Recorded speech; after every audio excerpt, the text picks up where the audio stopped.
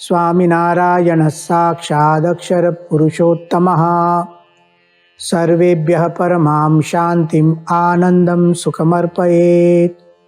वसुदेवसुतं देवं कंसचाणूरमर्दनं देवकी परमानन्दं कृष्णं वन्दे जगद्गुरुम्। ॐ अक्षरमहं पुरुषोत्तमदासोऽस्मि। ओम।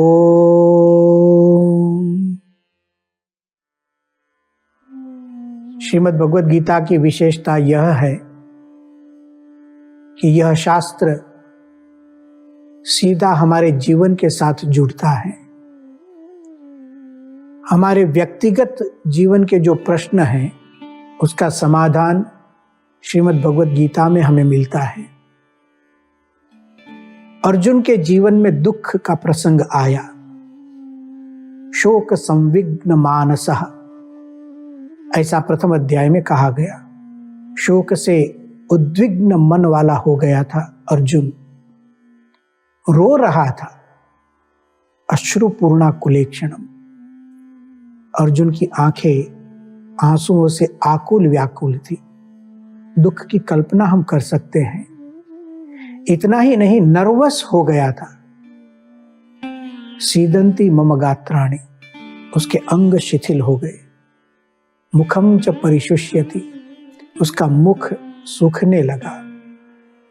इतना ही नहीं, इतना नर्वस हो गया एक दुख के प्रसंग में। गांडीवम स्रंसते हस्तात्, हाथ में से गांडीव छूट गया। यह एक जीवन की वास्तविकता है। घटनाएं घटते रहती हैं और इसलिए अर्जुन हमारे लिए आदर्श है। अर्जुन रोया है तो भी हमारा आदर्श है, पिछड़ गया तो भी हमारा आदर्श है। इसलिए आदर्श है, उसके साथ भगवान श्री कृष्ण है।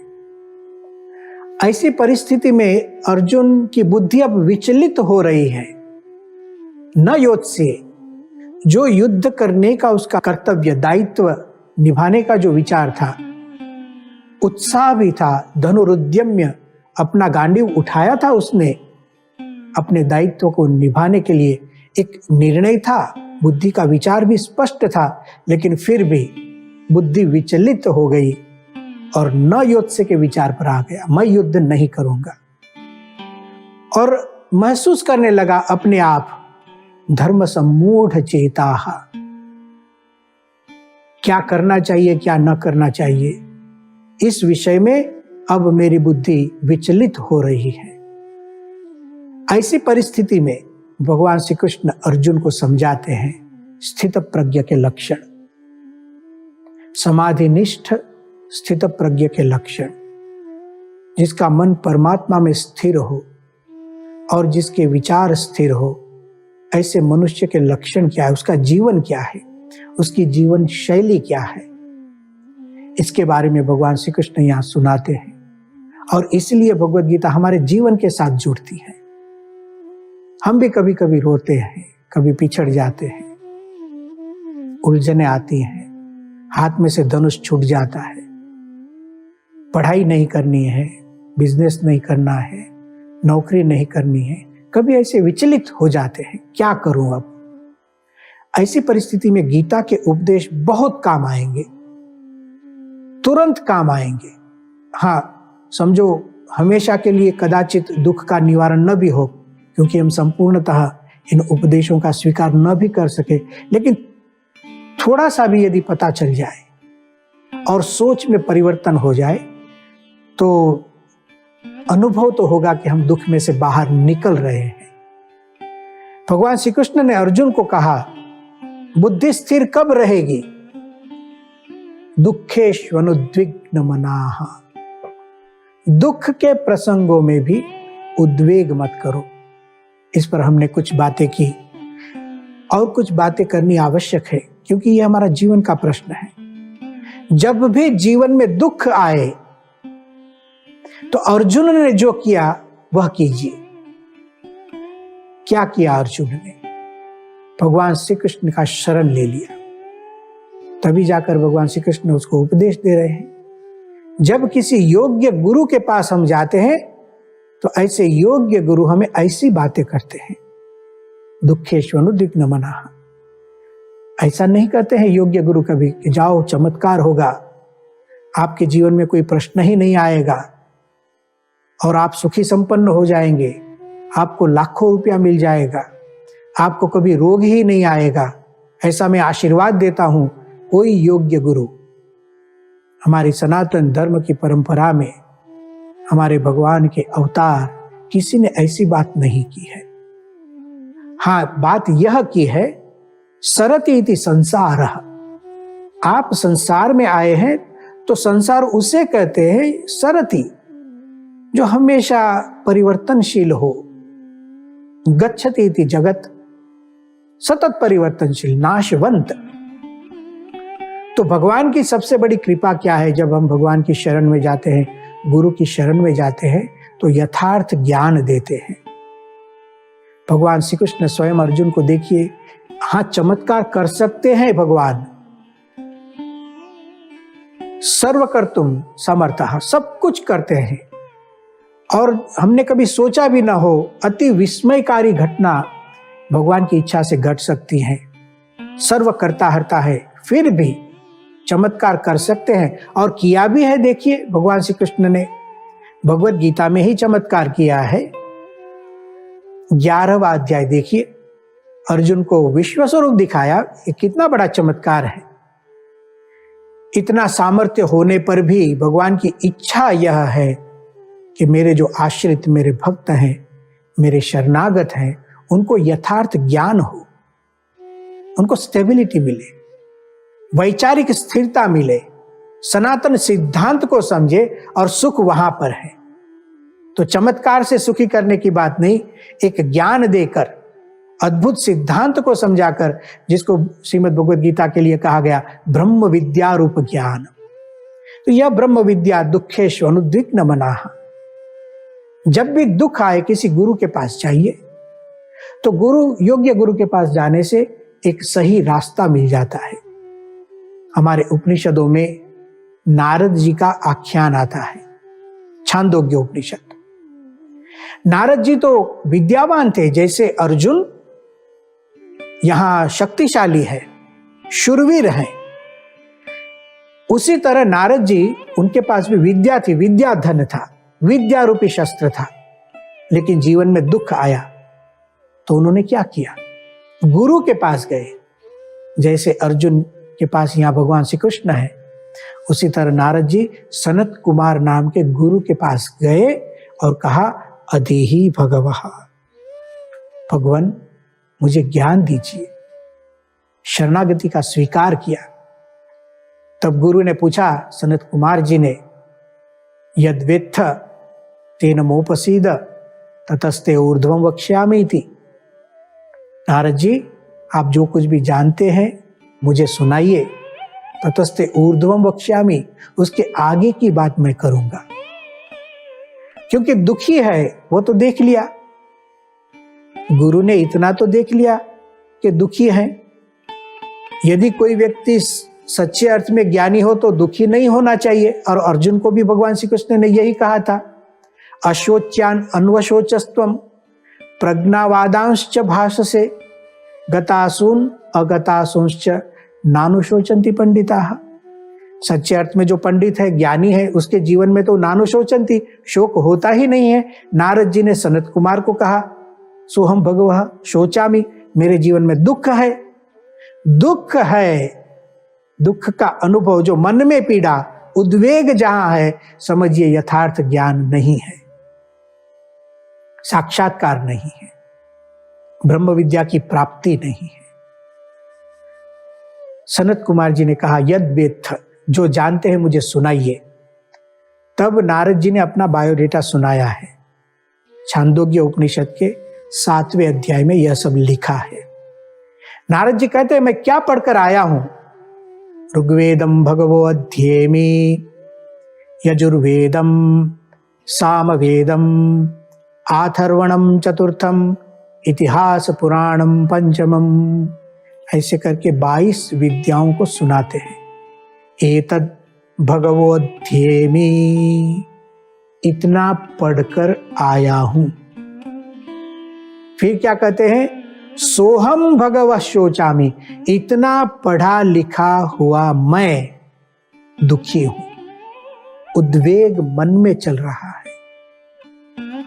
इसका मतलब यह हुआ, विद्या प्राप्त करने पर भी, पढ़ाई लिखाई करने पर भी, पीएचडी होने पर भी, डिलीट होने पर भी, प्रोफेसर होने पर भी सोहम भगवो शोचामि, दुख आ सकता है, उद्वेग आ सकता है। और नारद जी के जीवन में प्रश्न हो गया। नारद जी ने क्या किया? जो अर्जुन ने किया है वही नारद जी ने किया। सनत कुमार के पास जाकर बात की, तब योग्य गुरु की शरण ली। तब गुरु ने समझाया, आप जो मुझे बात करते हैं 22 विद्याओं को आप जानकर आए हैं और फिर कहते हैं कि दुखी हूं। अरे कोई विद्यावान दुखी कैसे हो सकता है? सनत कुमार ने कहा, नामई वही तत्, आपको लगता है मैं जानकर आया हूं, लेकिन आपको ज्ञान नहीं, आपको केवल विद्याओं के नाम ही पता है। नारद जी ने कहा, तो सुख कहां है? सनत कुमार ने कहा, भूमा वै तत् सुखम, नाल पे सुखम अस्ति। भूमा परमात्मा का नाम है। जो भूमा सबसे उत्कृष्ट, सर्व समुत्कृष्ट, सर्वोपरि भगवान जो है, वही सुख स्वरूप है, आनंद स्वरूप है।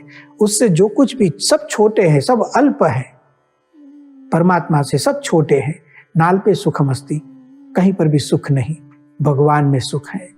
जब भगवान में लगन लग जाएगी, भगवान के साथ संबंध हो जाएगा, उसके विचार मन में चलने लगेंगे, अपने आप दुख दूर हो जाएगा। नारद जी ने सनत कुमार की शरण ले ली तो योग्य ज्ञान मिला। अर्जुन ने भगवान श्री कृष्ण की शरण ली है। दूसरे अध्याय में हमने श्लोक सुना था, अर्जुन ने स्पष्ट रूप से कह दिया। और स्थित प्रज्ञ होने के लिए बहुत आवश्यक है। अर्जुन ने भगवान श्री कृष्ण को कहा, कार्पण्य दोषोपहत स्वभावः पृच्छामि त्वां धर्म सम्मूढ़ चेताः यच्छ्रेयस्यात् निश्चितं ब्रूहि तन्मे शिष्यस्तेहं शाधिमां त्वां प्रपन्नम। मैं दुखी हूं, लेकिन आपका शिष्य हूं, आप मुझे उपदेश दीजिए। भगवत गीता हमें सिखाती है, दुखेष्वनुद्विग्न मनाः, दुख के प्रसंग तो आएंगे ही, लेकिन उद्वेग मत करिए। अब उद्वेग को दूर करने सीखना हो तो गुरु के पास जाइए, योग्य गुरु के पास जाइए। हमारे भारतवर्ष में ऐसे महान गुरु हो गए। आज भी वर्तमान काल में तत्त संप्रदाय में ऐसे महापुरुष हैं। ऐसे गुरुओं के पास जाकर उनके जीवन से रहस्यों को सीखिए। जैसे गुरुदेव प्रमुख स्वामी जी के पास एक श्रद्धालु भक्त आए, उनका नाम था तुलसीदास। हमारे यहाँ एक भक्तजनों के नाम के आधार पर नाम रखना, भगवान के नाम के आधार पर नाम रखने की एक परंपरा है। तो तुलसीदास जी ने बहुत बड़ा कार्य किया है, रामचरितमानस लिखा है। तो उस पर एक श्रद्धालु का नाम तुलसीदास था, अबजोपति थे। प्रमुख स्वामी जी को मिलने आए और उनके और परिवार के लोग भी साथ में थे। 15-20 लोग साथ में मिलने के लिए प्रमुख स्वामी जी के साथ आए। आधे घंटे तक बातचीत हुई, बहुत अच्छा लगा सबको, और प्रमुख स्वामी जी के भक्त थे। फिर तुलसीदास जी ने कहा प्रमुख स्वामी जी को, मुझे आपको अकेले मिलना है। ठीक है, तो फिर प्राइवेट जाकर स्वामी जी और यह तुलसीदास दोनों बैठे थे, बातचीत हो रही थी, सब बाहर निकल गए और प्रमुख स्वामी जी के एक सेवक संत अंदर थे। और तुलसीदास जी ने बात की स्वामी को, मैं एक व्यक्तिगत बात करना चाहता हूं गुरुजी, ऐसे कहा उन्होंने। स्वामी ने कहा बताइए। उन्होंने बात करना शुरू किया और सीधा रोने लगे। आंखों में से आंसू की धारा बहने लगी। रोते हुए उन्होंने कहा, रुदन करते करते, कि देखो स्वामी जी, मेरे पास पैसों की कमी नहीं, मैं अबजोपति हूं, मेरे पास कीर्ति भी है, लोग मेरा मानते भी हैं, सब कुछ ठीक चल रहा है, लेकिन जीवन में दुख बहुत, पीड़ा बहुत है, उद्वेग बहुत। स्वामी ने कहा क्यों? तो क्या तुलसीदास ने कहा मेरी पत्नी के साथ मेरा संबंध अच्छा नहीं है और रोज झगड़ा होता है। देखिए दुख आ गया, दुखेशु, और उद्वेग होने लगा। अबजोपति होने पर भी देखिए फिर से अर्जुन शूरवीर था, दुख आया। नारद जी ज्ञानी थे, दुख आया। और यह तुलसीदास जो धनी व्यक्ति है, एक सद्गृहस्थ है, पैसा है तो भी दुख आया। प्रमुख स्वामी जी ने जब इस बात को सुना, रो रहे थे, स्वामी जी ने उनको सांत्वन दिया और फिर एक अद्भुत बात उन्होंने की कि देखो आपका तो नाम ही तुलसीदास है, तुलसीदास आपका नाम है और तुलसीदास जी ने ही लिखा है। स्वामी जी ने तुलसीदास की एक पंक्ति याद की और उन्हें सुनाई। स्वामी जी ने कहा तुलसीदास जी ने लिखा है, सुरपुर नरपुर नागपुर ये तीन में सुख नाही, का सुख हरि के चरण में, का संतन के माही। आप सुख ढूंढ रहे हो, सुरपुर नरपुर नागपुर कहीं पर भी जाइए, ये तीन में सुख नाही। सुख भगवान के पास, भूमावे तत्सुखम, नारद जी को वही कहा सनत कुमार ने, भगवान में सुख है, रसो वैसा उपनिषद कहती है।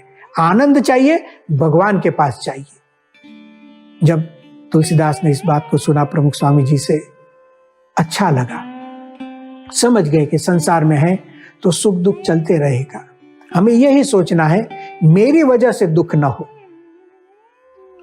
अब हम सब प्रयत्न करते हैं, प्रामाणिक प्रयत्न करते हैं, फिर भी दुख आता है, किसी को अच्छा नहीं लगता है, तो तस्मात् अपरिहार्य थे न त्वं शोचितुम् अर्हसि।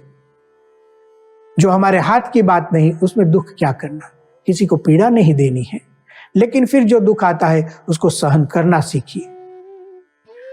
दूसरी एक बात है, जीवन में जब भी दुख के प्रसंग आए तो भगवान में श्रद्धा रखिए, भगवान को प्रार्थना कीजिए। भगवान अति दयालु है। श्रीमद् भागवत में आप देखिए, अष्टम स्कंद में अद्भुत उपाख्यान आता है गजेंद्र मोक्ष का। गजेंद्र एक पशु है और हम पूरी कथा जानते हैं, उसको मगरमच्छ ने पकड़ लिया था और ऐसे तो गज के स्वरूप में था, भगवान का भक्त था। उसने आर्तनाद किया, दुख का प्रसंग, एक घटना घट गई, मगर ने पकड़ तो लिया। भगवान को प्रार्थना की श्रद्धा से, हे गोविंद हे गोपाल अब तो जीवन हारे। अद्भुत लिखा है सूरदास जी ने, नीर पीवन हेतु गयो सिंधु के किनारे, सिंधु बीच ग्रसत ग्राह चरण ले पधारे। तब गजेंद्र ने प्रार्थना की और आर्तनाद था तो द्वारिका में शोर भयो भारे। भगवान ने द्वारिका में प्रार्थना को सुनी, शंख चक्र गदा पद्म गरुड़ लय सिधाए। भगवान उसकी रक्षा करने के लिए आ गए। तो समझो जीवन में कोई दुख आया है तो भगवान की प्रार्थना कीजिए, भगवान में विश्वास रखिए, भगवान हमें मदद करेंगे। वे कर्ताहर्ता है लेकिन दयालु भी है। द्रौपदी का चरित्र देखिए, द्रौपदी जी का जब वस्त्राहरण हो रहा था और अपने पति जो थे, 5 पति, वे भी मदद नहीं कर सके। भीष्म पितामह, द्रोणाचार्य जैसे वरिष्ठ पंडित विद्वान भी उनकी मदद नहीं कर सके। तब भगवान को प्रार्थना की, भगवान में विश्वास था, राखो श्याम हरि लज्जा मेरी, राखो श्याम हरि। और भगवान ने आर्तनाद सुना। दुख के प्रसंगों में भगवान को प्रार्थना कीजिए। हमारे गुजरात में नरसिंह मेहता हो गए, उनके जीवन में भी प्रश्न आए। यह सब प्रसंगों को सोच के रखना चाहिए। इसलिए हम आज याद करते हैं कि जब हमारे जीवन में प्रसंग आए तो इनको याद करें। गजेंद्र का आख्यान याद कीजिए, द्रौपदी जी को याद कीजिए, नरसिंह मेहता। सामाजिक दुख भी आया, लोगों ने बहुत तिरस्कार किया, इतना करने पर भी दुखेश्व अनुद्विग्न मनाहा, दुख के प्रसंग में भी कोई उद्वेग नहीं। उन्होंने हुंडी लिखी है, गुजराती में एक भजन है नरसिंहदास जी की हुंडी, और देखिए उनकी परिस्थिति उन्होंने स्वयं सुनाई है। कितना दुख जीवन में, गुजराती में उन्होंने लिखा है कि रेवा नथी मारे झूपड़ू रे, अने खावा नथी जुआर। यह नरसिंह मेहता का बायोडेटा है कि मुझे रहने के लिए झोपड़ी भी नहीं है, खाने के लिए जुआर भी नहीं। इतना गरीब कौन है कि रेवा नथी मारे झूपड़ू रे, अने खावा नथी जुआर। आ लोग करे मारी ठेकड़ी रे, सब मेरा उपहास करते हैं, मुझे देखकर हंस देते हैं। फिर भी, और मेरे पास पैसा कितना है, मारे दौलत मां झांझ पखवाज रे, श्यामड़ा गिरधारी। मेरे पास दौलत में झांझ और पखवाज कुछ नहीं, गरीब हूं, लेकिन आनंद देखिए, दुखेष्वनुद्विग्न मनाहा, कोई उद्वेग नहीं। मीराबाई को याद कीजिए, मीराबाई को जहर का, विष का प्याला भेजा राणा जी ने, इससे बड़ा दुख क्या। तो भी मीराबाई तैयार है भगवान के लिए, पग घुंघरू बांध मीरा नाची रे। भगवान के लिए दुख को सहन किया, भगवान की इच्छा से दुख, विष आए तो विष पान किया, अमृत हो गया। जब भी दुख के प्रसंग आए भगवान को याद करो, भगवान को प्रार्थना करो। प्रमुख स्वामी जी पुनः पुनः ये उपदेश हमें देते थे। आज हमारे गुरुदेव महंत स्वामी जी यही बात करते हैं। स्वामीनारायण भगवान के वक्त में एक भक्त थे, भगवान स्वामीनारायण के दादा खाचर। उनके जीवन में बहुत दुख आए थे। हमारे गुरु हरि महंत स्वामी जी इस आख्यान को याद करते और हमें सिखाते हैं कि भक्त के जीवन में भी दुख आता है। अनुद्विग्न मनाहा रहना, उद्वेग न करना हमारे हाथ में है। उसको परमिशन मत दीजिए, दुख को परमिशन मत दीजिए। भगवान स्वामीनारायण द्वारा दीक्षित 500 परमहंस थे, त्यागी थे, समर्थ थे, विद्यावान थे, मेधावान थे। ऐसे परमहंसों के जीवन में भी दुख आया था, सामाजिक दुख। कोई पीड़ा करते, ताड़न करते थे, उपहास करते थे, गालिदानम ताड़नम च, ये सब होता था। लेकिन भगवान स्वामीनारायण ने उपदेश दिया था, यही गीता का उपदेश, दुखेष्वनुद्विग्न मनाहा। दुख की परिस्थिति थी, लेकिन किसी परमहंस को आंतरिक उद्वेग नहीं। बस यही सीखना है। अरे भगवान स्वामीनारायण ने हमारे लिए 2 वरदान मांगे हैं। उन्होंने वरदान क्या मांगा है कि मेरे भक्त, मेरे आश्रित कभी अन्न वस्त्र से दुखी न हो। और दूसरा वरदान उन्होंने मांगा है, मेरे आश्रित भक्त के जीवन में यदि भिक्षा मांगनी लिखी हो तो मेरे जीवन में आए, और उसको यदि एक बिच्छू का दुख होने वाला हो तो मुझे रोम रोम पर करोड़ बिच्छू का दुख हो, लेकिन मेरा भक्त कभी दुखी न हो। ऐसे दयालु परमात्मा है, उनकी शरण में हम रहते हैं तो दुख में उद्वेग क्या। अद्भुत उपदेश भगवान श्री कृष्ण ने यहाँ दिया। और कुछ जो बातें की अगले आख्यान में सुनेंगे। ओम शांति ही शांति ही शांति ही।